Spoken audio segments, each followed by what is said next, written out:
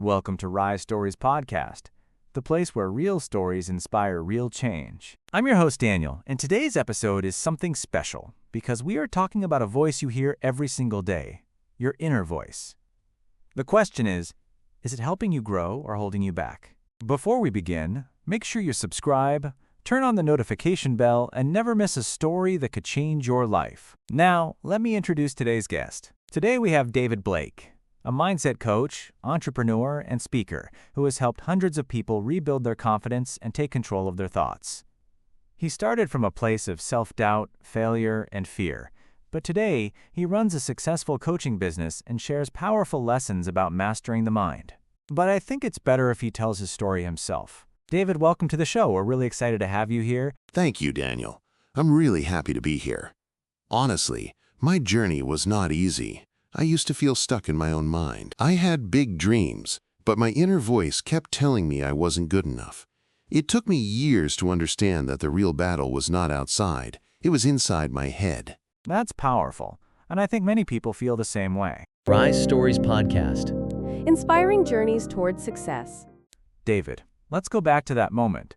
When did you first realize that your own mind was working against you? I remember it very clearly. I was about 23 years old.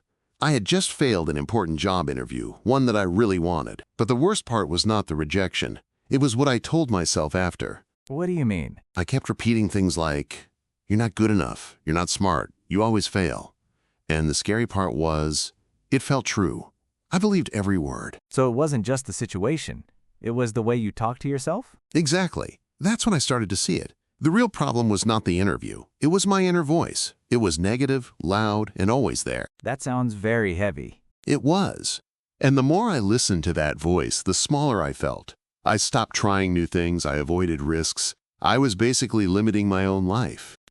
That's powerful because many people think the problem is outside, but it's actually inside. Yes. And the hardest part is that you don't even question it. You think that voice is you, but it's not. That's a strong realization, and I think many listeners will see themselves in your story. David, let's go deeper. Where do you think that inner voice came from? Honestly, it didn't start with me. It started when I was a kid. The way people talked to me slowly became the way I talked to myself. Can you give us an example? Sure. At school, if I made a mistake, teachers would say things like, "You're not focused," or "You can do better." At home, it wasn't bad, but there was pressure to be perfect. So I started feeling like mistakes were not okay. So those external voices became internal? Exactly. Over time, I didn't need anyone to criticize me. I was doing it myself every day. That's interesting, because many people think their thoughts are original. Yes, but most of our inner voice is learned. It's built from parents, school, society, even friends. So it's like a recording playing in your head? That's a perfect way to say it. And the problem is, we keep playing the same negative message again and again without questioning it. And I guess that shapes your confidence. Completely. If your inner voice is negative, your actions become small. You stop believing in yourself before you even try. David, let's talk about fear. Do you think it was real fear or just a story you kept telling yourself? That's a great question because at that time, it felt like real fear. But later, I realized it was mostly a story. A story? How so? I was telling myself things like, "If I try, I will fail," or "People will judge me." But the truth is, I didn't even try most of the time. So how could I know? So the fear was not based on real experience? Exactly. It was based on imagination and repetition. The more I repeated that story, the more real it felt. That's powerful. So your mind creates a problem before it even exists. Yes, and it tries to protect you. Fear is not always bad. It wants to keep you safe, but sometimes it keeps you too safe. Meaning it stops you from growing? Exactly. Growth needs discomfort. But my story was always pushing me back into my comfort zone. So how did you start questioning that story? It started with a simple question. Is this really true, or is this just my fear talking? And many times, I realized it was just fear. That's a very important shift, from believing your thoughts to questioning them. And I think this leads us to a critical moment in your journey. David, let's talk about your first big failure. What happened, and how did it affect you? I think my biggest failure was when I tried to start my first business. I was very motivated at the beginning. I had ideas, energy, and big dreams. That sounds exciting. So what went wrong? Everything, to be honest. I had no experience, no clear plan, and I was full of doubt.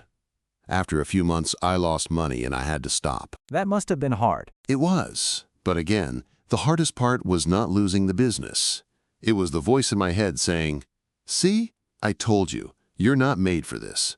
So the failure became proof for that negative voice? Exactly. I used that failure as evidence that I was not capable. I didn't see it as a lesson. I saw it as a final result. And when did that perspective start to change? Later, when I looked back at it more honestly, I realized I didn't fail because I'm not good enough. I failed because I didn't know enough yet. That's a big difference. Yes, one mindset says, I am the problem. The other says, I can improve. That shift changed everything. So failure was not the end. It was feedback? Exactly. It was painful, but it was also necessary. That's a powerful lesson. But I'm curious, before that shift, David, before you learned to manage your inner voice, did you ever try to just silence it? Oh yes, many times. And I failed almost every time. What did you try? I tried to ignore it. I distracted myself with social media, videos, even work, anything to not hear that voice. Did it work? Only for a short time. The moment I was alone again, the voice came back, even louder. That sounds exhausting. It was. Because I thought the solution was to run away from it.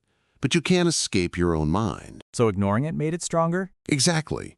What you resist stays, and sometimes it grows. Did you ever try to fight it directly? Yes, I tried to argue with it. I would say, no, that's not true. But deep inside, I still believe the negative thoughts. So the real problem was not the voice, but the belief behind it? That's right. I learned that you can't just silence the voice. You have to understand it and change it. That's a deep realization, and I think this brings us to a key moment in your journey. David, this feels like the moment everything started to change. What was your turning point? Honestly, it was a very simple moment, but very powerful. I was tired. Tired of feeling stuck. Tired of hearing the same negative thoughts every day. So it was more emotional than logical? Exactly. It was like I reached a limit. I remember telling myself, I can't live like this anymore. And what did you do next? For the first time, I stopped running away, and I started observing my thoughts. Not fighting them, not believing them, just watching. That sounds different. What changed with that approach? I realized something important. I am not my thoughts. That voice in my head is not who I am. It's just something I learned. That's a powerful shift. Yes, because once you see that, you create distance. And in that distance, you have a choice. A choice to believe it or not. Exactly. And that's when I started taking control.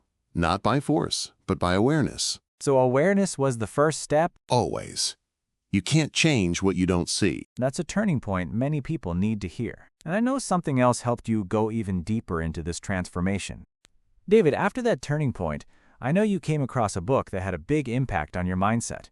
How did it influence you? Yes, that book was Think and Grow Rich.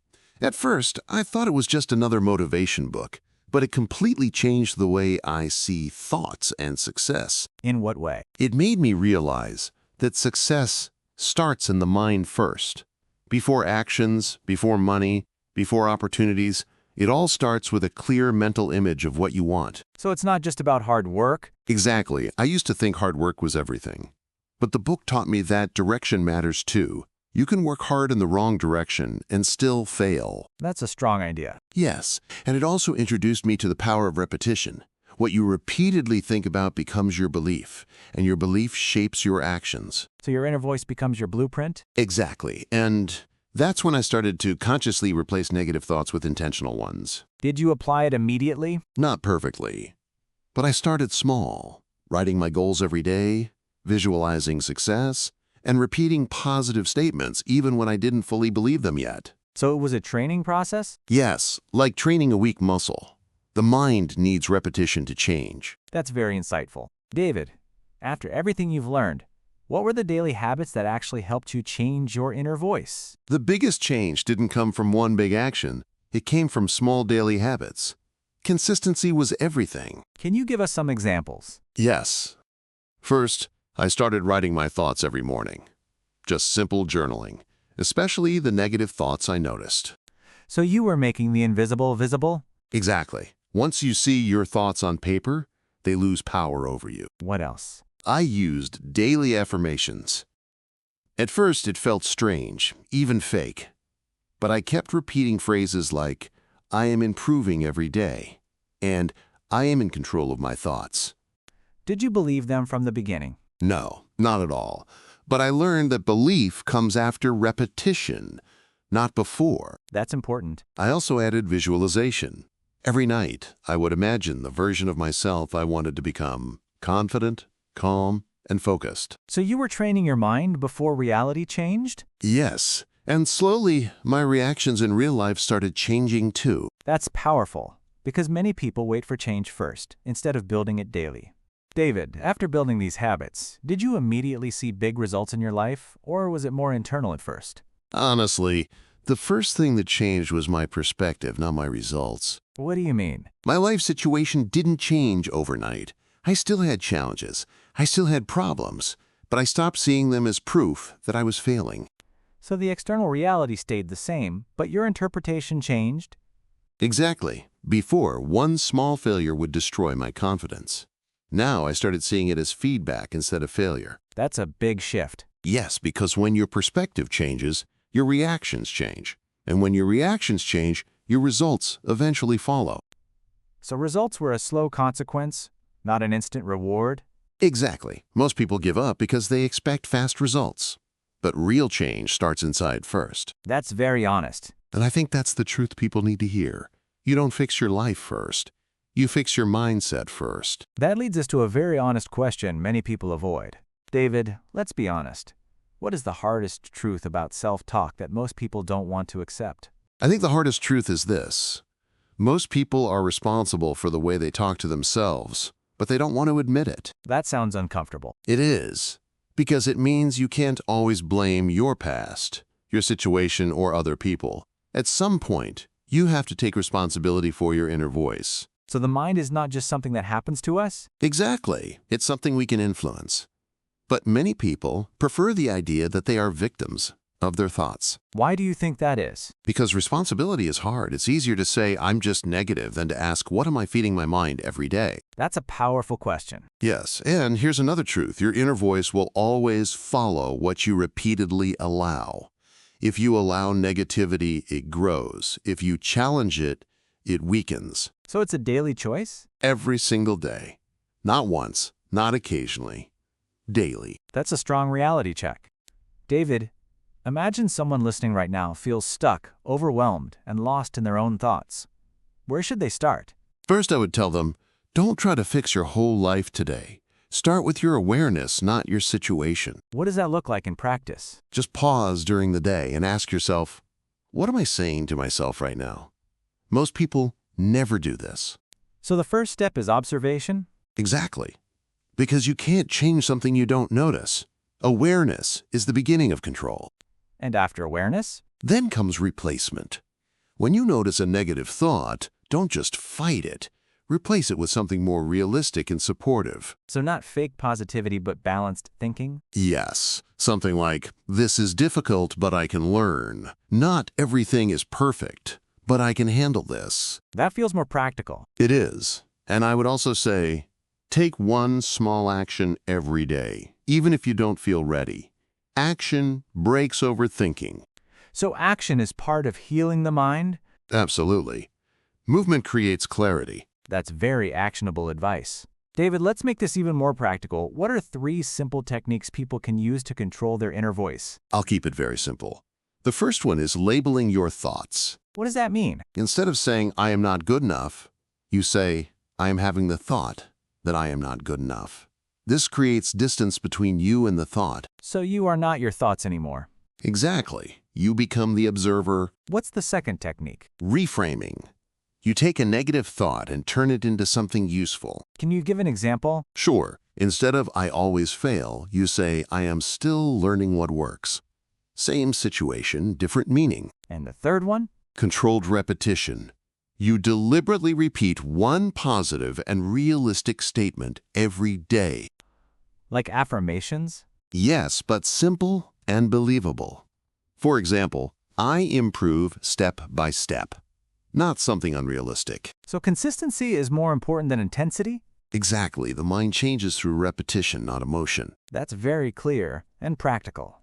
David, when you look back at your old self, who were you back then compared to who you are now? Honestly, I feel like I was living in fear before. I was always overthinking, doubting every decision, and waiting for permission to move forward. And now? Now I feel more aware. I don't say I never have negative thoughts, but I don't believe them automatically anymore. So the thoughts are still there, but your relationship with them changed? Exactly. Before, my thoughts controlled me. Now I see them, I question them, and I choose my response. That's a big transformation. Yes, and the most surprising thing is, my life didn't change because I became perfect. It changed because I became more conscious. More conscious of your inner world. Exactly. And that awareness changed everything. My decisions, my confidence, even my relationships. So you didn't become a different person. You became a more aware version of yourself? That's exactly it. That's powerful. And I think this is the perfect moment to bring everything together. David, we've reached the final part of your journey. If you could leave one message for people listening right now, what would you want them to tell themselves today? Be careful with the words you say to yourself, because they are shaping your future even when you don't notice it. That's powerful. Most people don't realize that their inner voice is either building their confidence or slowly destroying it. There is no neutral ground. So every thought matters? Yes, and I want people to understand that change doesn't start outside. It starts in silence, in your own mind, in your daily self-talk. If someone is struggling right now, what should they remember? Remember that you are not stuck with your current thoughts. You can question them, you can change them, and over time, you can completely reprogram the way you see yourself. That's a strong message to end with. Before we close, I want to ask you one final question, a quick one for our listeners. If someone listening today could change just one belief about themselves starting right now, what should that belief be? I would say, change the belief that you are fixed. You are not fixed. You are capable of learning, growing, and becoming better than you were yesterday. Beautiful. And to everyone listening, take that with you today. You are not your past. You are not your negative thoughts. You are the awareness behind them, and you have the power to change the direction of your life.